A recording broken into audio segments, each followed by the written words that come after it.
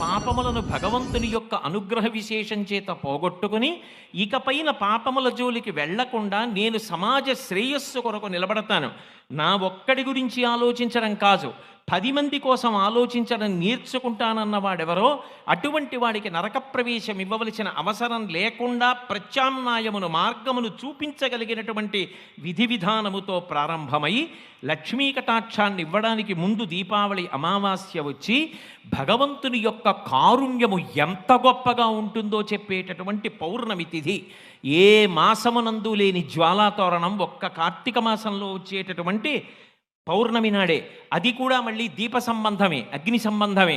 అందుకే చూడండి, భీమఖండంలో ఒక మాట అంటారు, కార్తీకికవేళ భీమశంకరుని నగరు చేరునె దూరునె వాడు చిచ్చుర తోరణంబు వాడు దూరడు ప్రాణ నిర్వాణ వేళ. ఎవడైతే ఆ పద్యంలో చెప్పింది దక్షారామ క్షేత్రం గురించి, కానీ ఎక్కడైనా ఏ శివాలయంలోనైనా జ్వాలాతోరణం జరుగుతుండగా దాని కింద నుంచి ఎవడు శంకరుడి యొక్క పల్లకీతో వెళ్ళి వచ్చాడో వాడు చూడడు ప్రాణ నిర్వాణ వేళ ఘోర యమపట్టణ ద్వార తోరణంబు. యమధర్మరాజు గారి యొక్క నగరం అగ్నితోరణంతో ఉంటుందిట. దాని కింద నుంచి భయపడి జీవుడు శరీరం విడిచిపెట్టిన తరువాత పాపములు చేసి పరుగులు తీస్తూ వెడతాడు.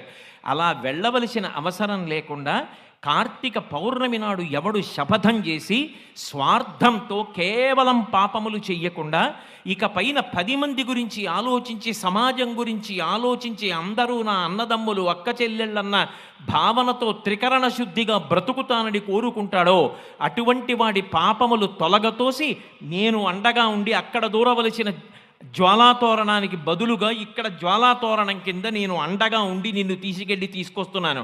ఇక నీకు ఆ తోరణ దర్శనం లేదని భగవంతుడు అనుగ్రహించేటటువంటి పరమ పావనమైనటువంటి తిథి కార్తీక పౌర్ణమి.